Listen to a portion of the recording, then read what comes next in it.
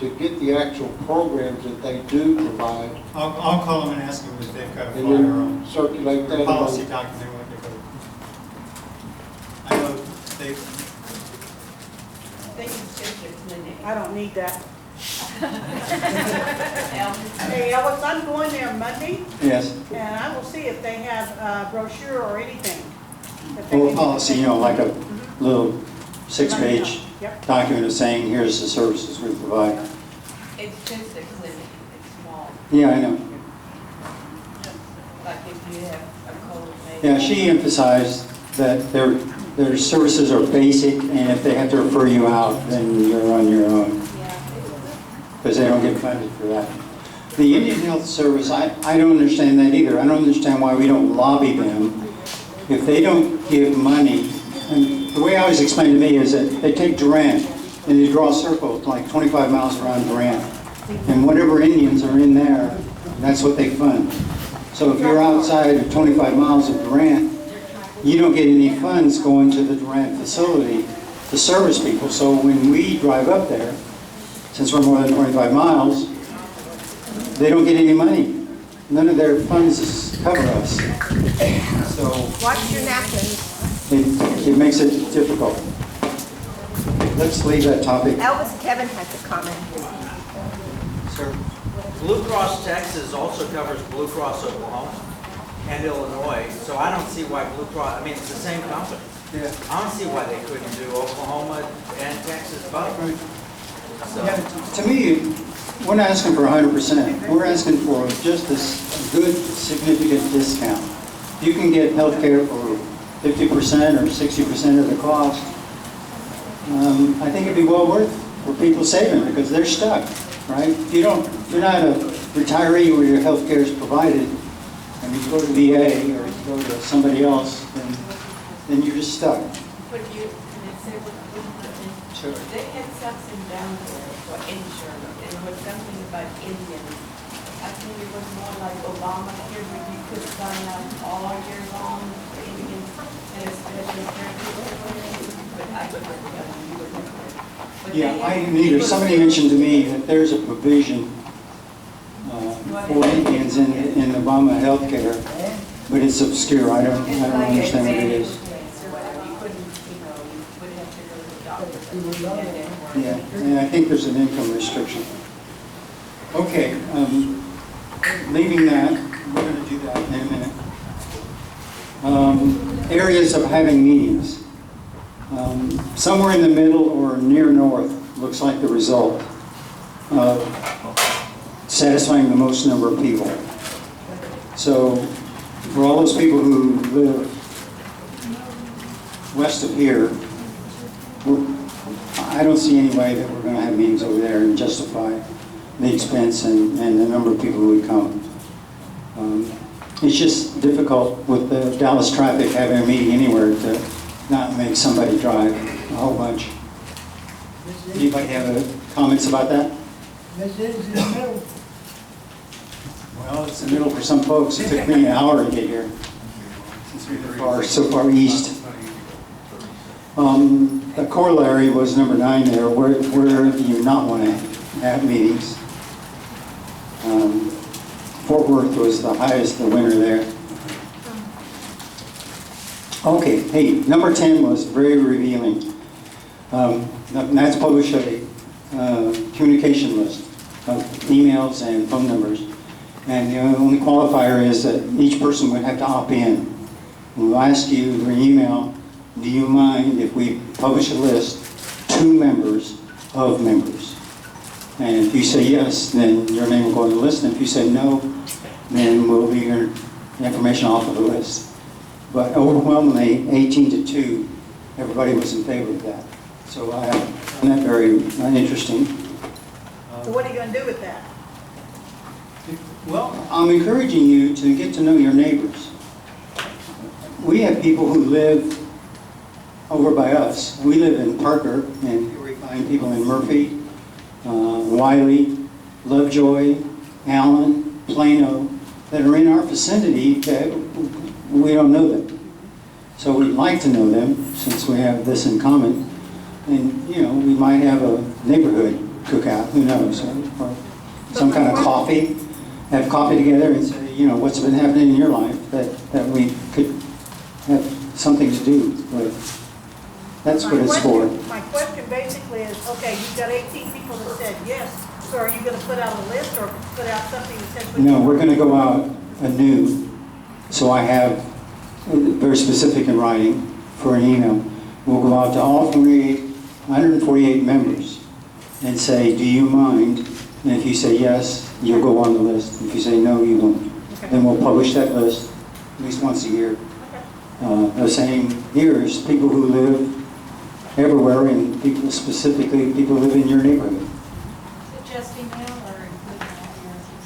Yeah, I think it's everything, addresses, because really, You would need to know who's close to you. right, and the zip code's more revealing than anything, because most streets, I can have a street 6 blocks from me I never heard of.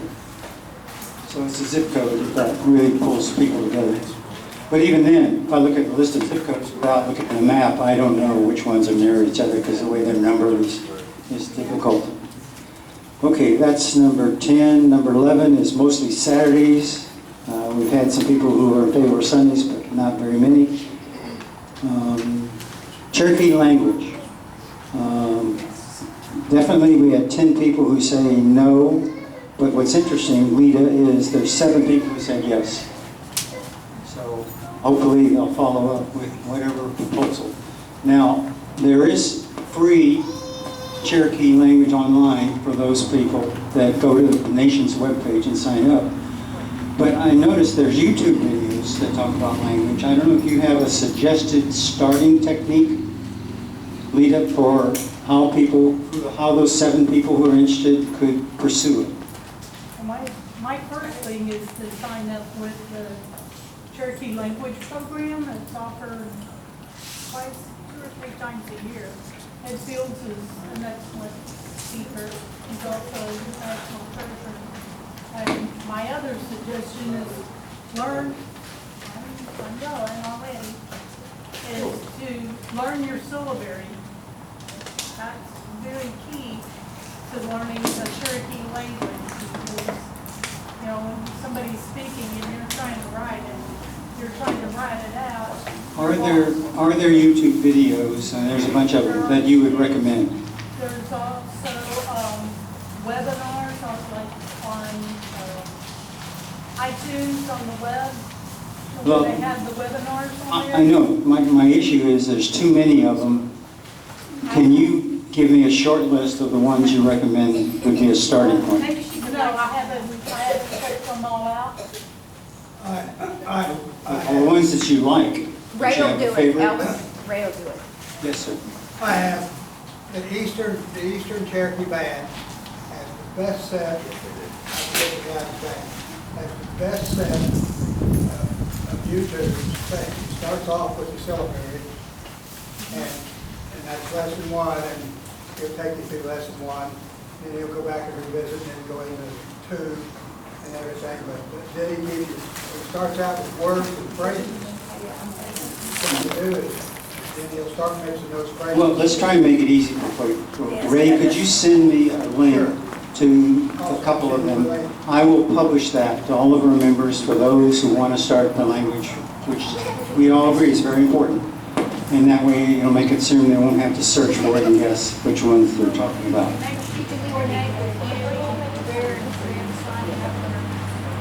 The nation's sign up is easy. It's right on the first page. There's a language link to it. But the one from the Eastern, I don't, that's why I'm asking Ray to give me a link. It's, the dialect is more of the old version of the Cherokee language, and they'll tell you that up front, that what the Cherokee Nation of Oklahoma does. But it gives the reason why. And I think if you learn that, the Oklahoma becomes a lot easier.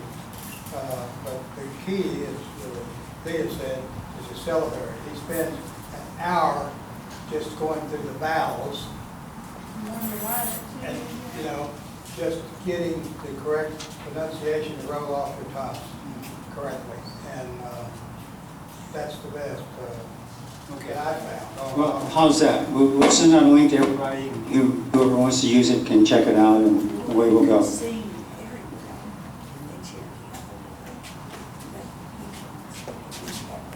So, 14, lecture or Q&A or discussion. I met with Chief Hoskin briefly after the swearing-in ceremony. I get very little opportunity to talk to him, so I did manage to tell him that one of the problems that I've had is that Chief Baker comes to Dallas and gives a campaign speech and does not take any questions. And that, to me, is not a good political leader, not to get any feedback from knowing what the questions are. And he said he recognized that and he's going to change that. So I'm very encouraged by his commitment to open up the floor so that we can have some input. And this answer kind of supports my point is just listening to a topic, especially if it's political, is only half of the story. You've got to be able to say, well, what about this or what about that? And ask questions and get answers to them. Or it's not really significant. So we'll see if he follows up on his commitment, but he did promise to me that he's going to be more open. And that's the end of the survey. We're now going to, 1 o'clock, we're going to have a drawing and give a prize, and then we're going to have a guest speaker. Hopefully you all can say, and it'll be about an hour presentation, so we'll be out of here about 2 o'clock. And there's still drinks and food for you to snack on to give you energy to make it through the day.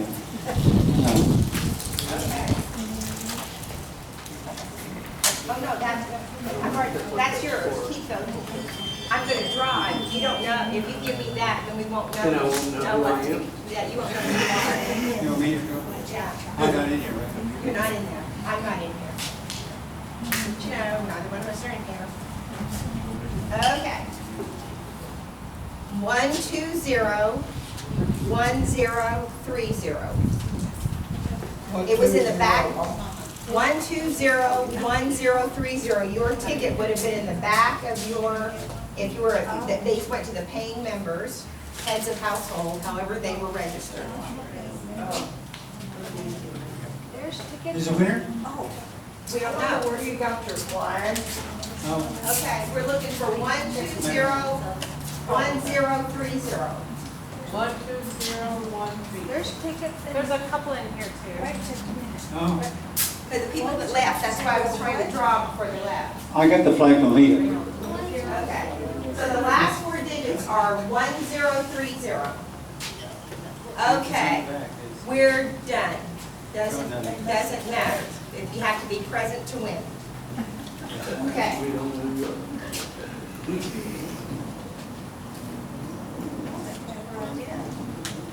You need to do this, don't you? I know, that's true. I made those. Okay, last 4 digits, 1036. Here. Winner. Yay, okay. So you know we like to do these are special. Texas Blue Lines. So why don't you unwrap, let me unwrap. Okay, well that's fine. My specialty.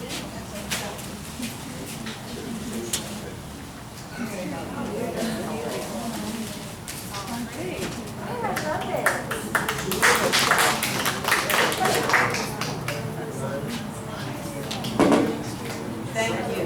Great. Okay. Let me ask a question. Some people may have to leave, some people may need to take a bio break. Does anybody need to take a bio break? Because if you do, it's across the street. Are you all ready to keep going? Okay. We have a speaker. Elvis, are you ready?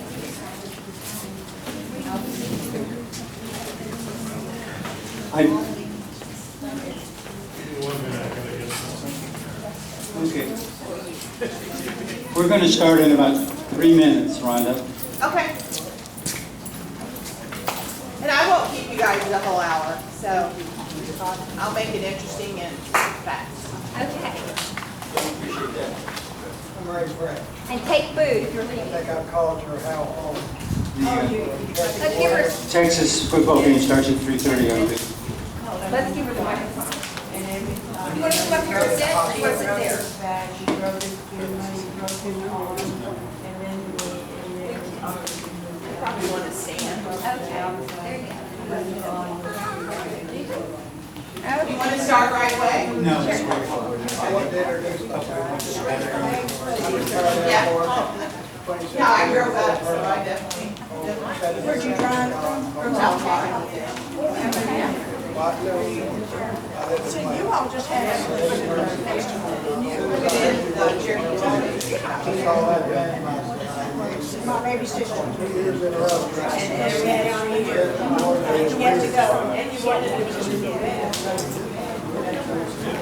Mr. Nelson, they told me that if the group would comment in writing, do emails to say that they want all programs from telephone, to come like I do today. That's when we gather those and put them in with my final report. Because part of the initiative is he wants to bring more information to the at-large Cherokee community. So the Commerce Department is giving that to him to show him. It is something that's key. Well, I'll send you an email. I was having my program, in fact, it's already been lost.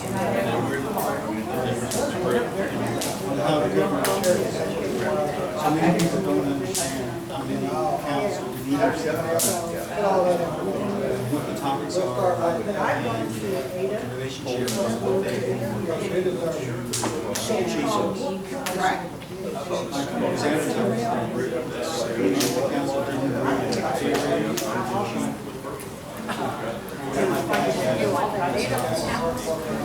there is anyway. So I thought that Is that true? was okay.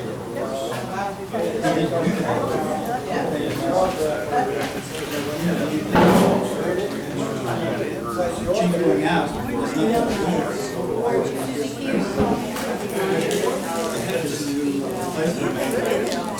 There you go. 50% raise, yeah.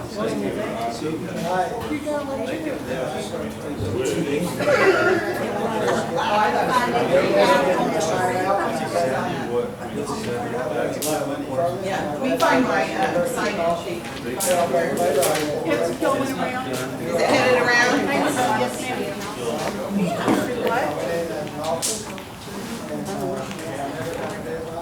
Yeah, you'll have to buy those for the contact.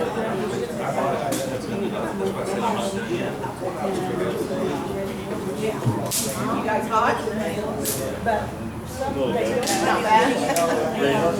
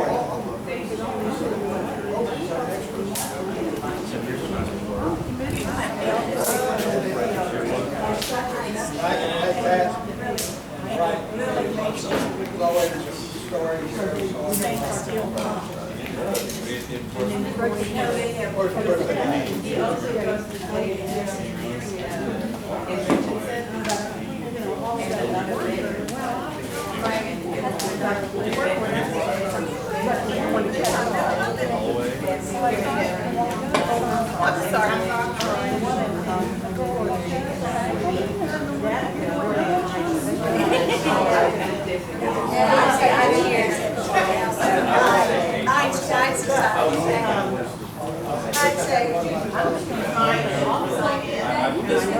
It's each year good, right?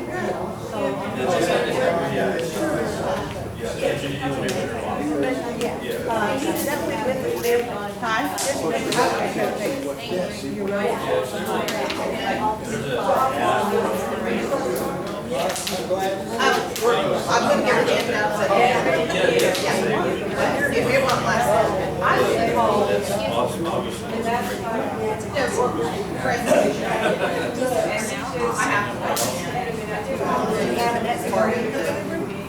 Oh, well, yeah, actually, no, we didn't have to look over it, it's just that I don't want to do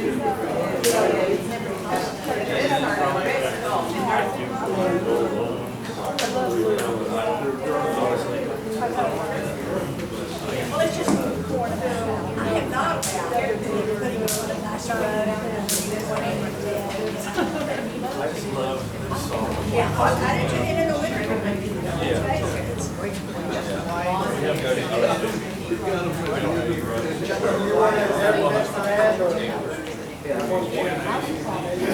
The first 3 years, we're the best command.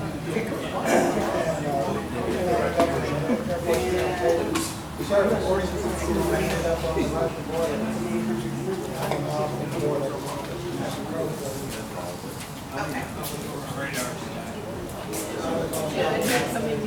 I'm not sure that I need this. I have one of those booming school teacher voices, but let's go ahead and get started. I know everyone's tired and wanting to get home and get cool, so I want to introduce myself.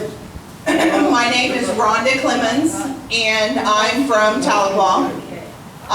The Commerce Department at Cherokee Nation has hired me the last 3 summers on contract to go to the Cherokee Nation jurisdictional area and provide training to the Cherokee nonprofit groups, right? So the last 2 summers I've spent all my time in the 14 counties of the Cherokee Nation. Well, last year, I always speak at the CAUTA conference that they have annually. Several of the groups, the out-of-state groups, said, hey, what about us? And so when the Commerce Department wrote their grant this year, they included out-of-state groups in that. So they approved me to go to 5 out-of-state groups and bring this training.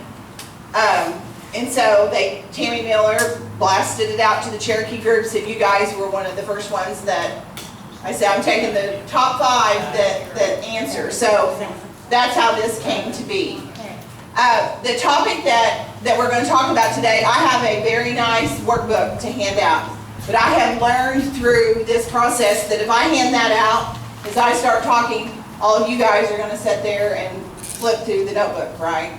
So it works much easier. The topic that for today is, and it goes right along with what, do you guys call him Elvis or Mr. Nelson?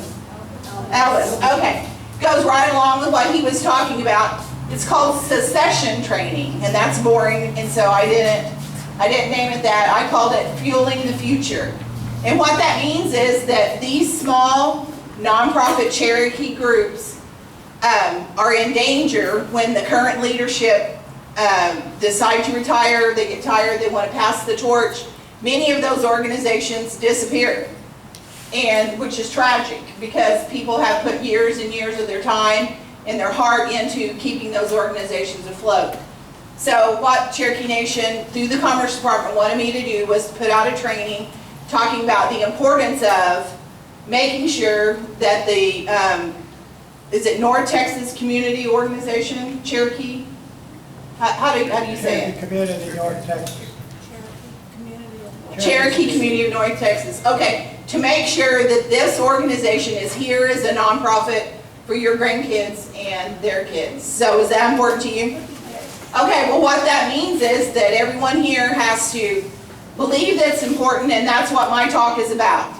100%, I'm just going to talk about the advantages, why it needs to happen, and then when I leave, you guys need to come together as a group and you need to develop a succession plan for how you're going to transition from the current leadership and volunteers to the next level, okay? Because no one wants to do something forever or do all the jobs and get burned out and not want to be part of it. All those things, we've all been a part of that, right?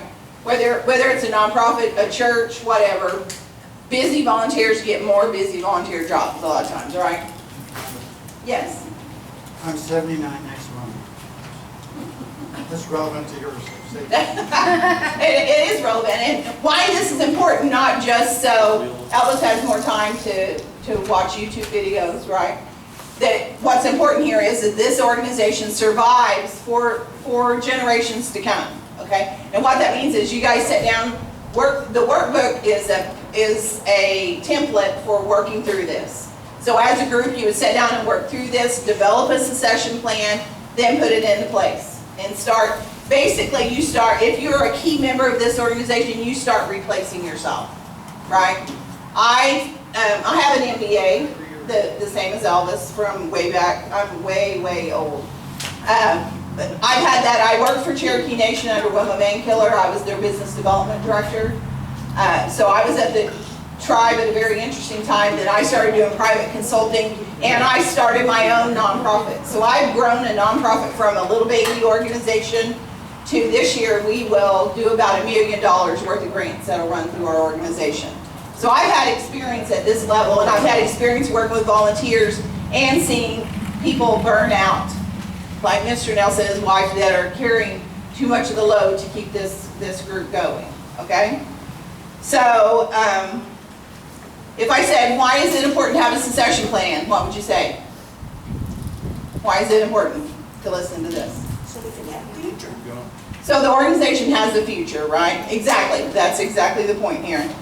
So, many times in organizations, it's usually the leader. Like in my nonprofit, I'm the executive director, right? But I guess, are you the council person or the president? The president, okay. Everything. Then there's usually 2 or 3 other key positions and probably some real key volunteer positions that don't have an actual title. So I don't know how you're structured, but in your mind be thinking, who are our 5 to 7 people that we need to make sure that we're replacing? Does that make sense? Okay, so depending on how you're structured, that would be how that would go. Okay, sometimes, like 3 years ago, my husband passed away from colon cancer. Okay, 2 years before that, he was diagnosed. He was diagnosed late. He was stage 4. He lived almost 2 years. So immediately when he was diagnosed, I was swept away into cancer world, you know, which involves $1 million doctors and all the treatments and all that stuff.